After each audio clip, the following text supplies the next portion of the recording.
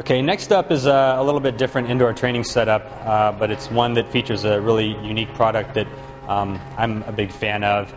This is actually a Le Mans RevMaster exercise bike. The thing I like about the RevMaster is the adjustments on it are infinitesimally adjustable. A lot of indoor exercise bikes, you move in like 1-inch increments as you adjust the handlebar up and down or the seat up and down. But the way the RevMaster works, you can actually fine-tune the adjustment on it, which is nice.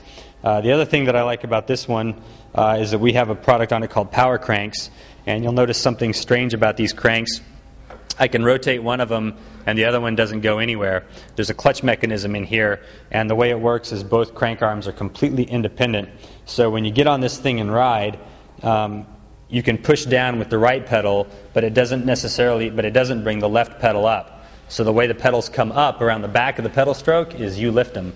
And it's pretty funny to watch really experienced cyclists, people who have been riding for 10 or 15 years, jump on these cranks, and after about a minute or two, they just come to a complete stop because their hip flexors aren't strong enough and they don't have the coordination to keep both pedals going around independently. So pretty unique training device. Really does a lot to build your coordination and round out your pedal stroke and work on hip flexor strength. And they definitely make short workouts a lot more effective. I used to have a set of these on my commuter bike, and it turned my 1-hour commute into a really effective workout in the mornings and the evenings through the winter. Next one up is probably my favorite one here in the shop, or one of my favorites. It's actually a set of rollers. I've been riding rollers for almost 15 years now. Started with a set of Kreitlers way back in the day. And the folks at Inside Ride came up with a really neat innovation to solve one of the basic drawbacks of rollers. They basically took a set of rollers and they made 2 frames. One frame sits on the ground and the other frame is what the rollers ride on. And you can see here how the actual roller drums slide back and forth. There's a little rubber band up here that keeps them centered. And you've got these bumpers here on the side and these bumpers back here.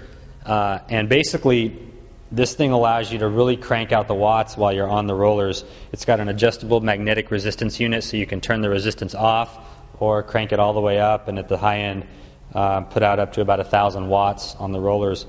So the ability of the drums to slide back and forth underneath you means you can really put out a ton of power, and the rollers will stay centered underneath you.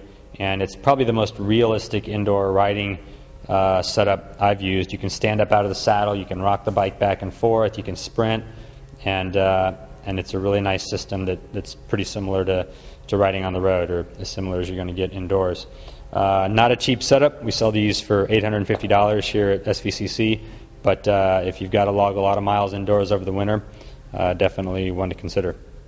Okay, next one up is one of our more high-tech trainers that we carry here at SVCC. This is the Tacx Cosmos. It probably gets the award for having the largest head unit of any bike trainer in the market, but it's got a tremendous amount of functionality. The way the Tacx Cosmos works is, unlike a magnetic or even a fluid-based resistance unit, it actually has a motor drive in the back. And the resistance is dictated by the training program that you set from up here on the head unit.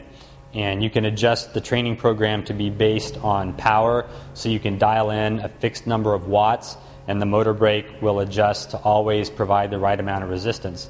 As your cadence goes up, the resistance comes down because power is rotational velocity multiplied by the torque. So if you're pedaling really fast, it simulates exactly what would happen on the road at a given power level, which is the resistance comes down. If you pedal really slow, the resistance goes way up.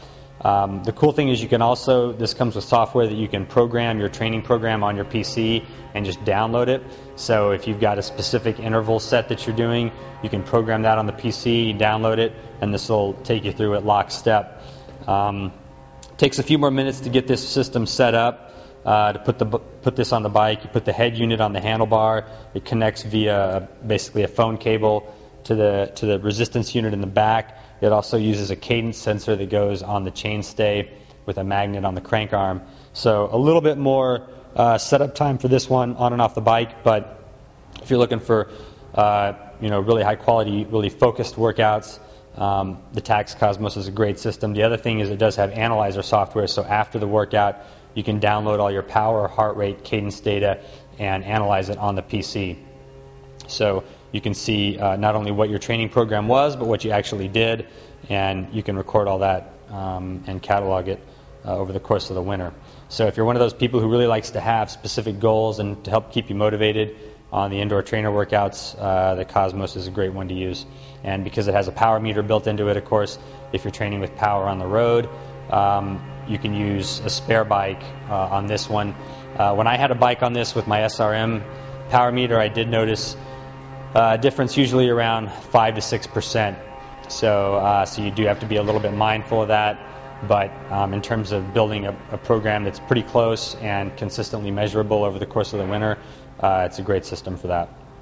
Okay, last one in our installment for today is a product called the One-Up. It's a pretty popular trainer, and it's basically all made out of machined aluminum. It's got a pretty novel quick release that actually clamps the rear wheel in. You just flick this lever and you can see how it basically splays these open, and it allows you to hold the bike with one hand and actually push down on this lever with your foot to clamp it down. And then once you get it locked in, you just switch the lever out of the way and it holds the bike.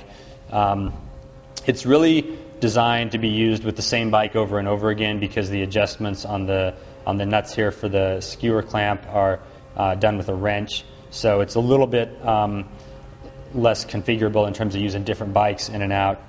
But once you get it set up, it's really nice. It also has these clever length adjusters on the legs, so you can make sure to get the support dialed in really stable.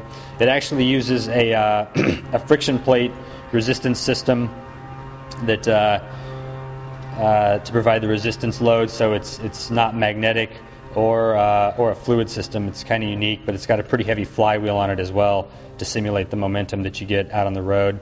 It has the wrench to adjust the axle nuts here, just clamped right onto the trainer. So one that's gotten pretty good reviews, a lot of popular positive feedback on RoadBikeReview.com. So one other trainer to consider. So that wraps up our first summary of indoor trainers for the fall of 2008 winter season. Stay tuned to RoadBikeReview.com. We got a few other cool training tools on the way. We'll be taking a look at the CycleOps PowerBeam Pro, which is one of their new trainers from Ceres that has a wireless power meter integrated into the trainer. We'll also be looking at the new power taps that are upgraded with the AMP Plus protocol and interfacing those with the iAero device. And we'll be testing out the real-time aerodynamic drag measuring capabilities and playing with some of the new power meters that use the AMP Plus protocol. So stay tuned to RoadBikeReview.com and SVCC for all the latest cool training tools.